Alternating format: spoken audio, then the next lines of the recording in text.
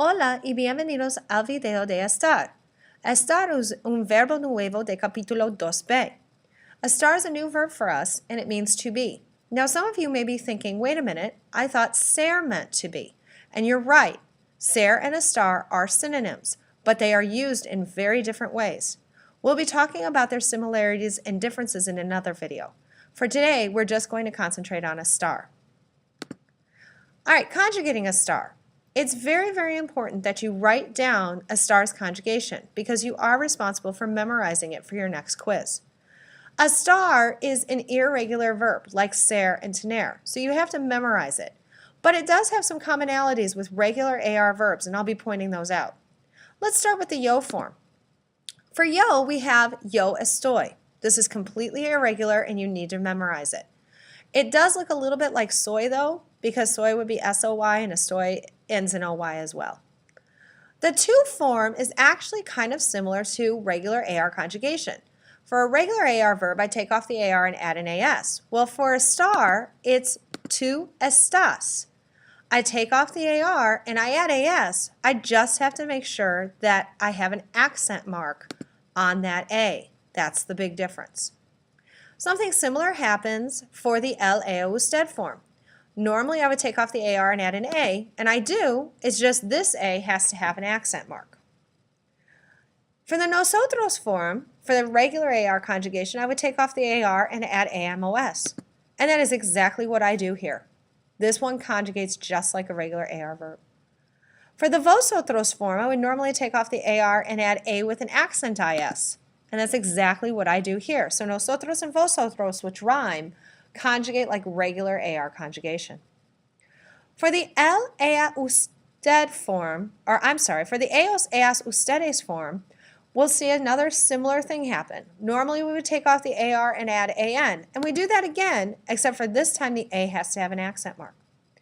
Sometimes people forget the accent mark, so another easy way to think about it is that the first person pronouns, yo and nosotros, this estar doesn't have an accent. But for all the rest, there's an accent on that last A. That sometimes helps people memorize it. Be sure to be studying this chart. It will come up this week and definitely on next week's quiz. Estar and location. One of the reasons that we use estar is to show location. And that's what we're going to be concentrating on today. Now, there's a couple of different ways I can show location. One, I could be saying where someone is. For example, I'm in the room or he's in the car. That would be location. I could also talk about where objects are in relation to each other. The scissors are on my desk. That's location. Same in Spanish, I just use estar. So if I wanted to say I'm in the class, I would say estoy en la clase, or I could say yo estoy en la clase. You might want to write that down just so that you have one good example. I could also use it as a question. I could say, are you at home? In that case, I would use estar to start my sentence, estás en tu casa. Or I could say, estás tú en tu casa. Are you at home? Now, I told you that you can use it to show relationship between objects, and that's absolutely acceptable.